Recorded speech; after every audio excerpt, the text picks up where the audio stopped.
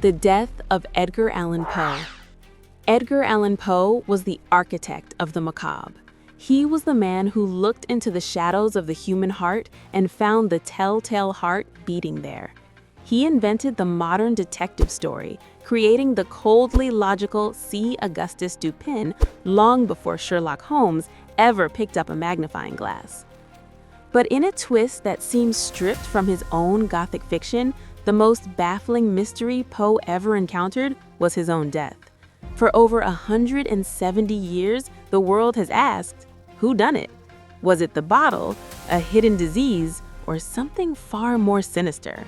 Today, we piece together the final days of an American genius to solve a mystery that has been misunderstood for nearly 2 centuries. The strange disappearance.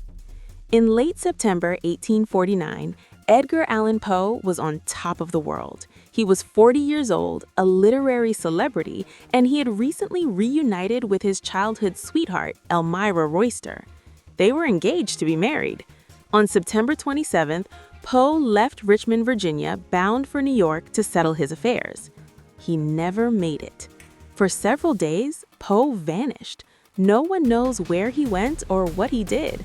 Then, on October 3rd, a printer named Joseph Walker found a man lying in the gutter outside Ryan's Tavern in Baltimore.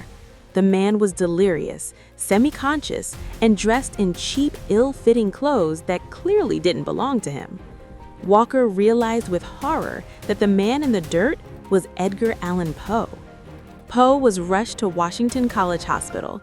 He spent 4 days drifting in and out of a feverish state.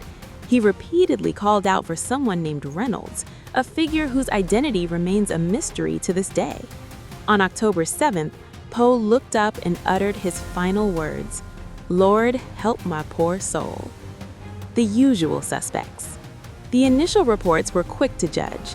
Poe's rival and literary executor, Rufus Griswold, spread the rumor that Poe had died during a drunken spree. This image of the tortured drunkard became the defining myth of Poe's life. But modern investigators aren't so sure. First, there was the cooping theory. In the mid-19th century, corrupt political gangs would kidnap travelers, drug them, and force them to vote at multiple polling stations in different disguises, a practice called cooping.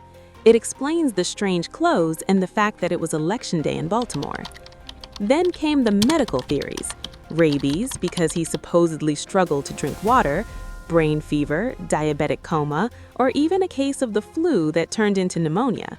Some historians even pointed toward murder, suggesting that Elmira's brothers attacked Poe because they opposed the marriage. The Parkinson's breakthrough. However, a new investigation into Poe's medical records suggests we've been looking at the wrong symptoms.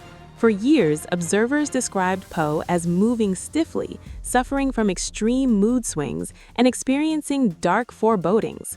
In his final days, he was plagued with vivid hallucinations and tremors.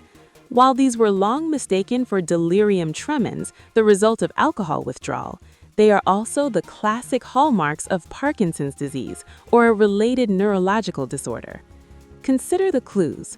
Poe was found in a manic condition, conversing with spectral and imaginary objects on the walls.